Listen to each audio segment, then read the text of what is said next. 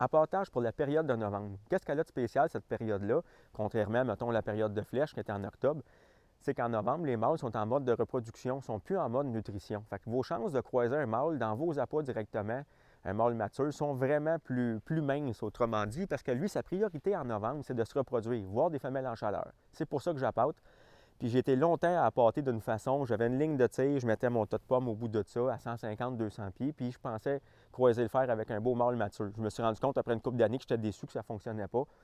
Puis c'est là, à force de lire des articles dans Sentier, lire des livres, ces choses-là, que c'est vraiment novembre, c'est la période de reproduction. Donc, si je veux voir des mâles matures, il faut que j'attire des femelles. Mais pour attirer des femelles, c'est certain que si on met des appâts, ça va les attirer. Mais si on les amène à nos appâts dans un endroit qui ne seront vraiment pas craintifs d'y aller, ils vont pouvoir y aller à n'importe quelle heure de la journée, ils vont être plus longtemps dans vos appâts.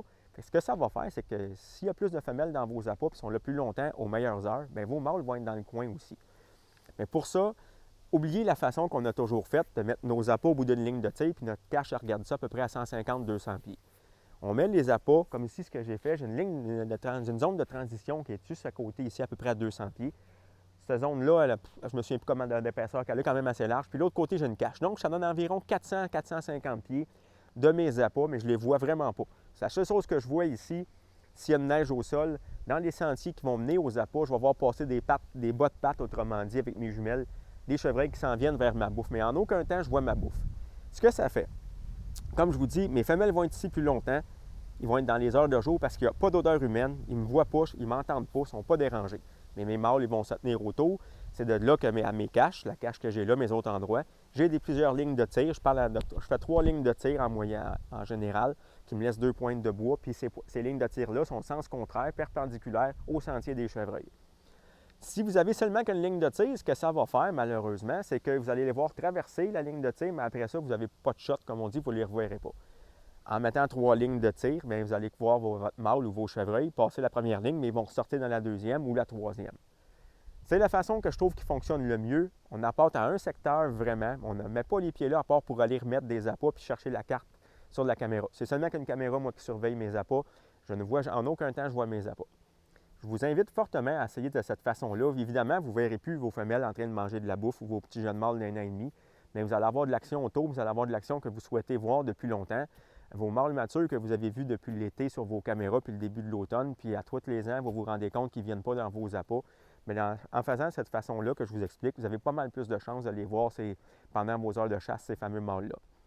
Pour les gens qui n'auraient pas la chance d'avoir plusieurs sites d'affût, vous avez seulement qu'une place que vous pouvez avoir votre cache, autrement dit. Les appâts vont vous servir, mais la façon que je vais vous parler, j'en parle dans mon article. Faites-vous 3 lignes de tir. Ça va laisser 2 pointes de bois. Au lieu de mettre vos appâts dans les lignes de tir, mettez vos appâts dans les 2 pointes de bois. Mettez la même quantité que vous auriez mis normalement. Au lieu de faire une portion, si on veut, on le sépare en 2 batchs. Puis on met ça dans les 2 pointes de bois qui restent, le maximum de distance que vous êtes à l'aise. Dans le sens pour que ça soit le plus loin de votre cache, pour pas qu'ils vous sentent et pour pas qu'ils vous détectent visuellement. Et là, vous allez voir des chevreuils traverser la ligne de tir puis aller dans la pointe de bois. Ils vont se nourrir un certain temps, puis ils vont ressortir par les lignes de tir. Soyez vigilants. C'était une façon efficace aussi quand on n'a seulement qu'un endroit, on n'a seulement qu'un site d'affût, une cache, autrement dit, puis on veut servir des appâts. Mais apportez pas dans vos lignes de tir, apportez dans les pointes de bois entre les lignes de tir. C'est beaucoup plus efficace. Vous allez risquer de voir des beaux mâles là-dedans. Soyez alerte. Quand ils traversent les lignes de tir pour aller se nourrir, ils vont finir par en sortir. Là-dessus, je vous souhaite une super de bonne saison de chasse. Amusez-vous, c'est ça le principal, ayez du plaisir. Puis aussi, soyez vraiment vigilants dans le sens que faites un tir efficace. On ne veut pas faire souffrir l'animal. On veut faire mourir rapidement l'animal. Puis il y a toujours l'association des conducteurs de chiens de sang qui peut vous venir en aide si jamais vous ne retrouvez pas votre chevreuil. C'est important, c'est le devoir du chasseur, ça, de faire tout ce qui est pas attention possible pour retrouver son gibier. Le conducteur de chien de sang, c'est la façon la plus efficace, autrement dit.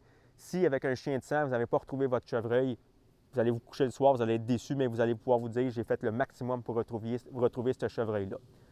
Fait que là-dessus, je vous souhaite encore une fois bonne saison de chasse. À la prochaine.